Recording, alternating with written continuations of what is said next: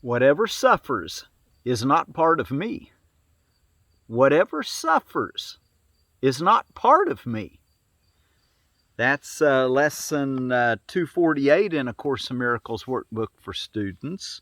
We're reading from the original edition here on September 5th of 2022, and I'm Willie from the Ozarks.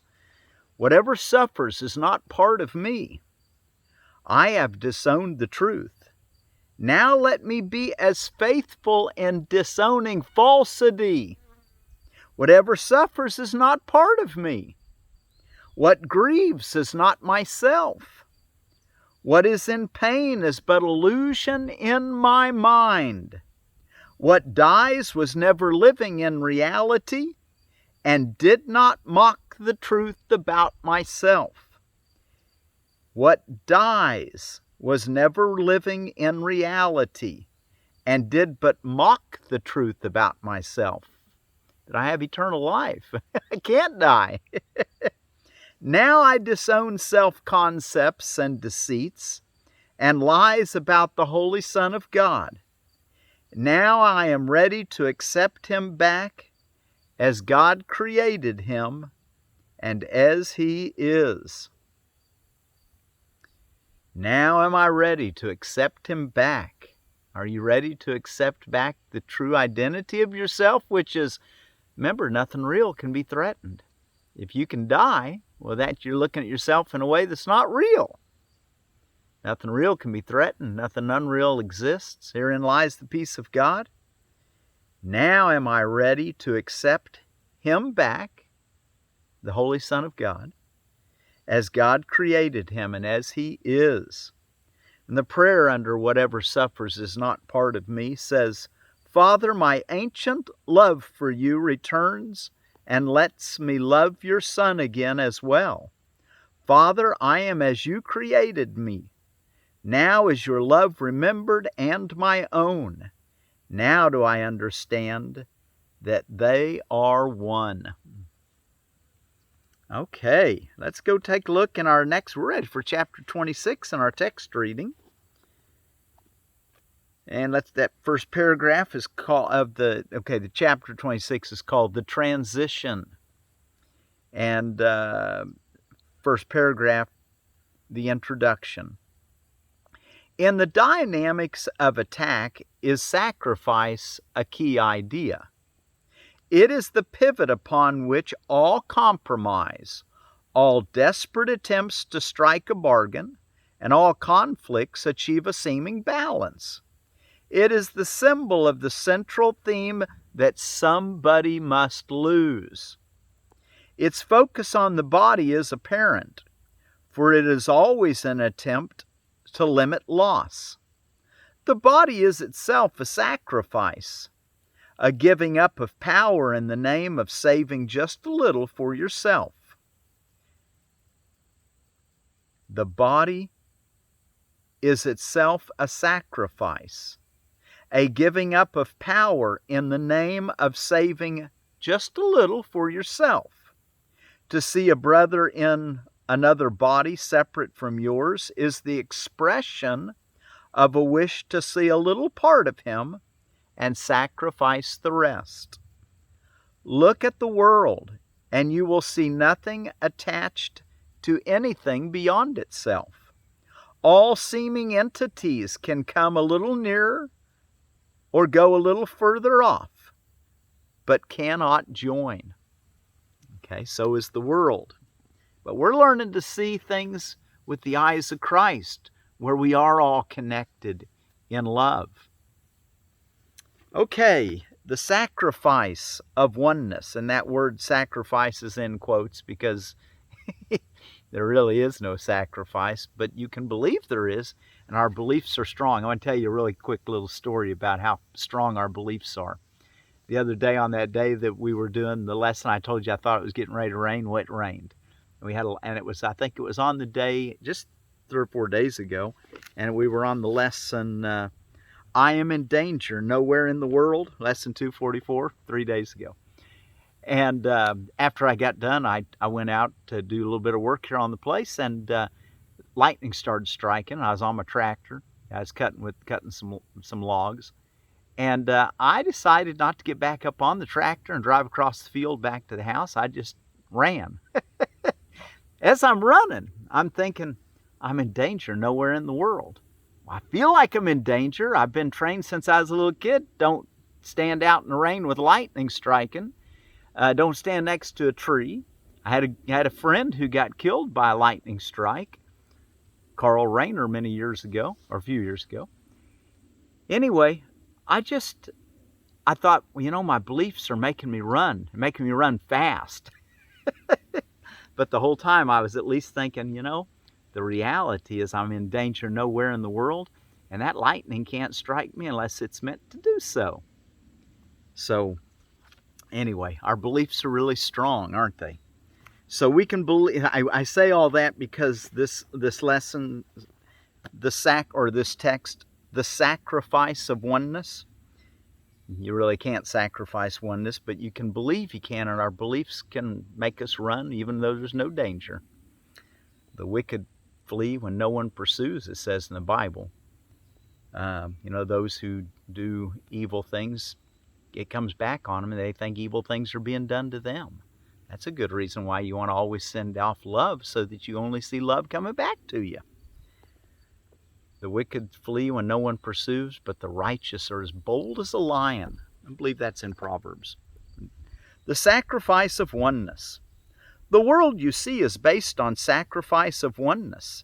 It is a picture of a complete disunity and total lack of joining. Around each entity is built a wall so seeming solid that it looks as if what is inside can never reach without, and what is out can never reach and join with what is locked away within the wall. Each part must sacrifice the other part to keep itself complete. For if they joined, each one would lose in its own identity, and by their separation are themselves maintained. Paragraph 3. The little that the body fences off becomes the self, preserved through sacrifice of all the rest. And all the rest must lose this little part, remaining incomplete to keep its own identity intact. In this perception of yourself, the body's loss would be a sacrifice indeed. For sight of bodies becomes the sign that sacrifice is limited and something still remains for you alone. And for this little to belong to you are limits placed on everything outside, just as they are on everything you think is yours. For giving and receiving are the same. And to accept the limits of a body is to impose these limits on each brother whom you see, for you must see him as you see yourself. Paragraph 4. The body is a loss and can be made to sacrifice. The body is a loss and can be made to sacrifice. And while you see your brother as a body apart from you and separate in his cell, you are demanding sacrifice of him and you. What greater sacrifice could be demanded than that God's Son perceive himself without his Father? What greater sacrifice could be demanded than that God's Son perceive himself without his Father? And all the care that a loving,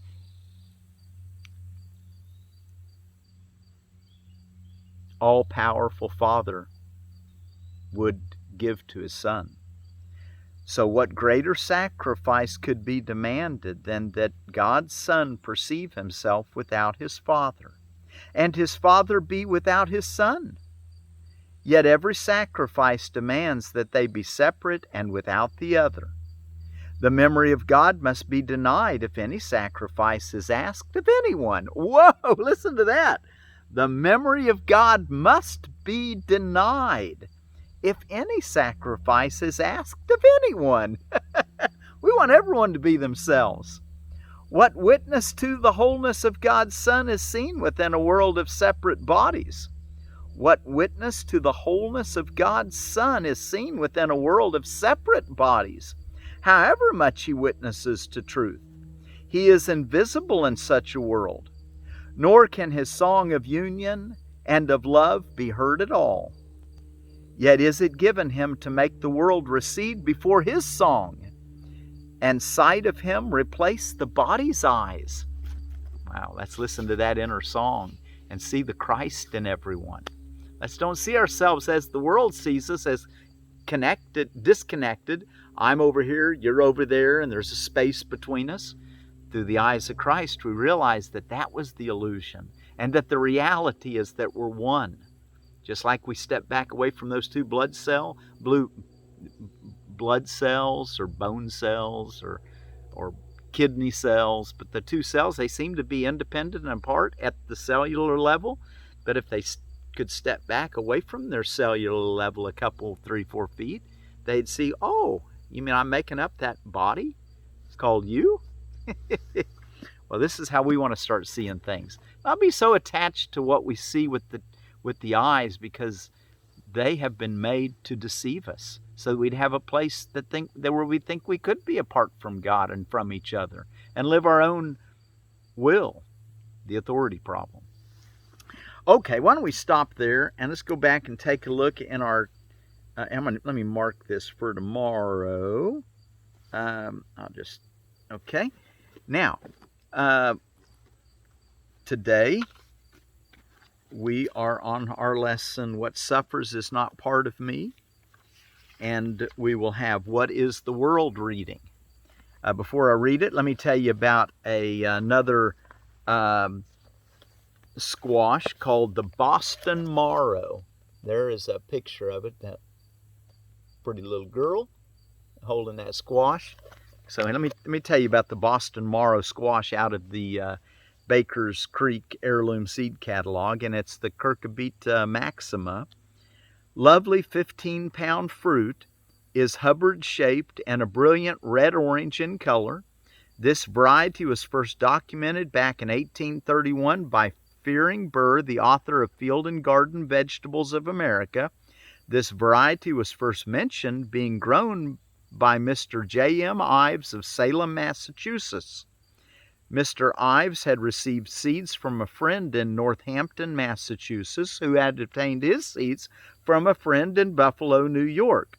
This variety came to be grown in the Buffalo area after a tribe of Native Americans traveled through the area and distributed seed. From this historic introduction, Boston Marrow soon became one of the most important commercial squashes for 150 years. As the 21st century approached, nearly every seed company had dropped this unique treasure. In 1881, D.M. Ferry's catalog said, very fine, very dry, fine-grained, and for sweetness and excellence unsurpassed. A very popular variety in the Boston market.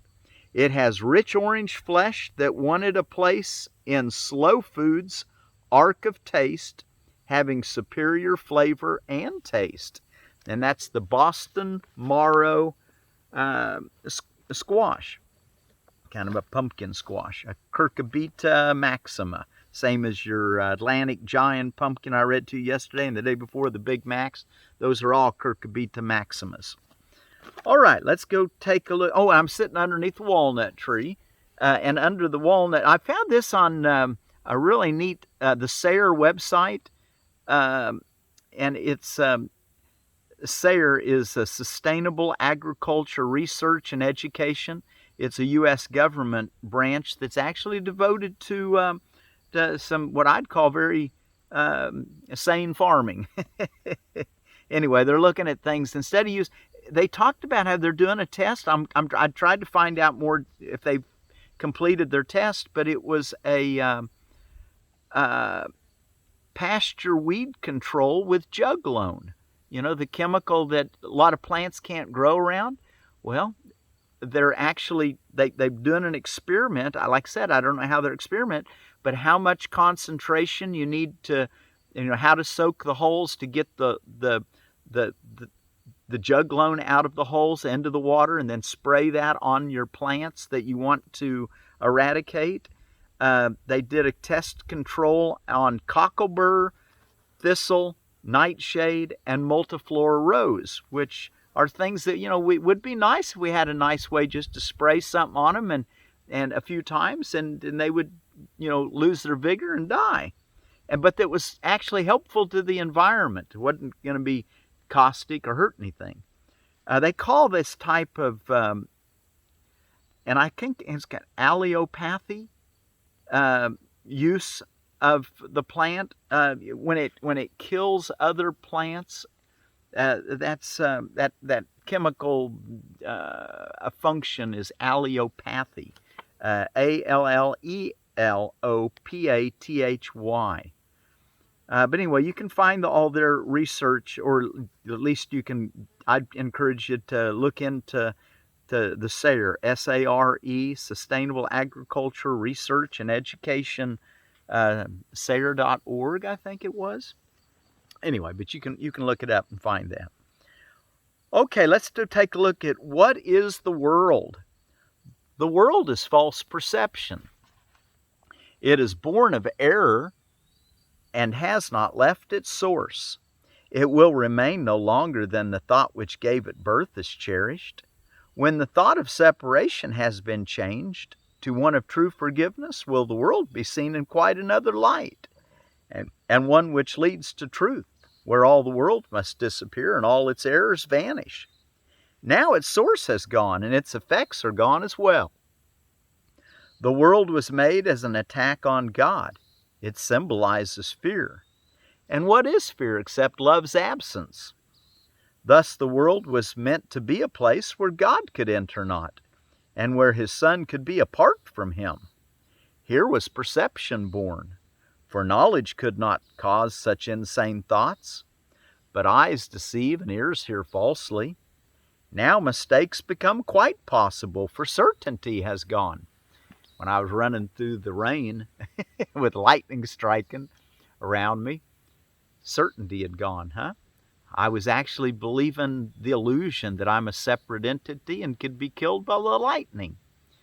And I know you all can identify with a lot of probably with something like that. And the fact that I don't feel bad about having that belief. My brother would say, "Well, that's what's keeping you alive." Well, there's an argument there, I suppose. But I'm looking for, instead of using fear to guide my footsteps and cause me to run, I want love to guide my footsteps and cause me to run, or to sit still, or to enjoy the rain, or whatever's going on, but not to let fear guide me at all. That's when I know I'll be looking through the eyes of Christ. And remember, we're learning that the loss to anyone is the loss to everyone. We want everyone to benefit from our choices. I know that's two different ideas, but I'm trying to encourage you with this concept that in God's care, we're always completely cared for, and that we just want to follow his guidance on what to do, not use the old programs and beliefs that are running our lives and causing us to do things that are motivated from fear. And the fact that I noticed it, I was glad about. Wow, it would have been a time I would have just run, so that's just what people do.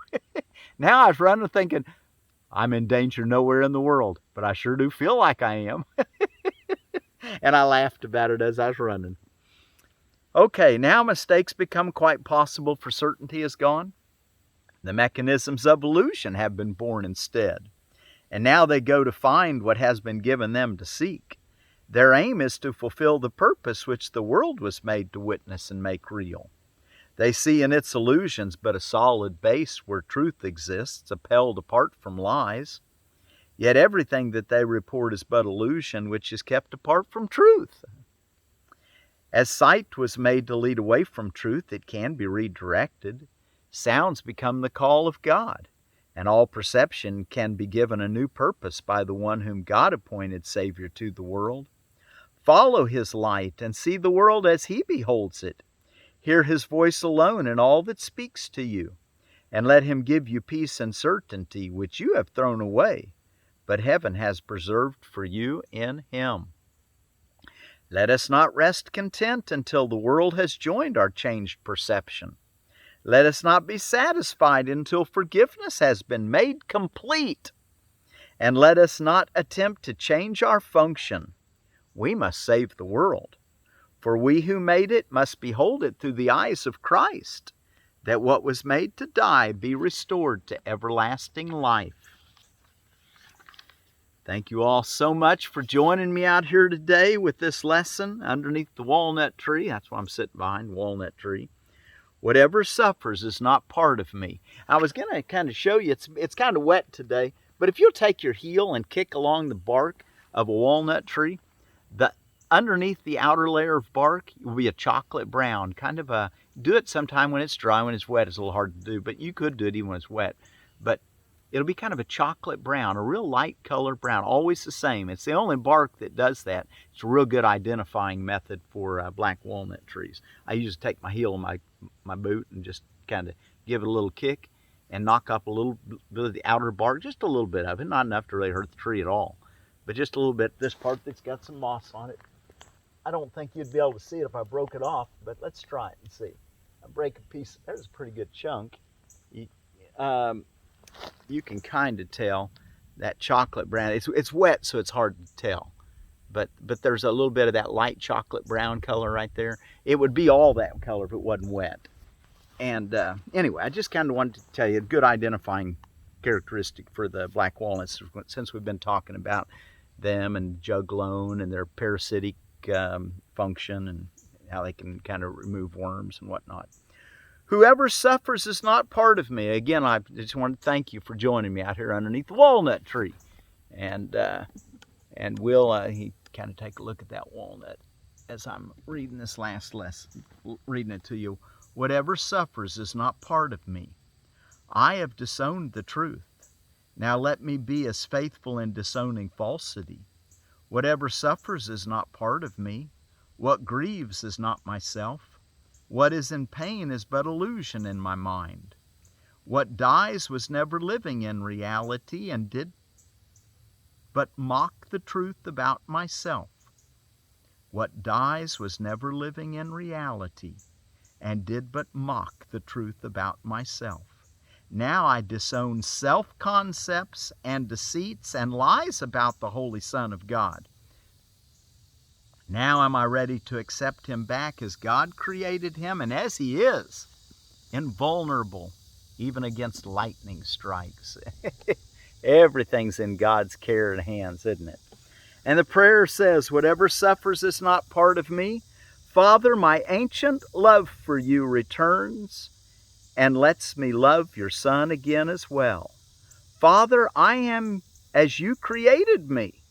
Now is your love remembered and my own. Now do I understand that they are one. My love and God's love are one. Abide in that love. Until tomorrow, be sure to do your 2 extended periods of meditation. I'd encourage you to do at least 15 minutes, but that's up to you. You get to choose how long now. And then do your hourly remembrance and thanksgiving, telling yourself often today, whatever suffers is not part of me. Whatever suffers is not part of me.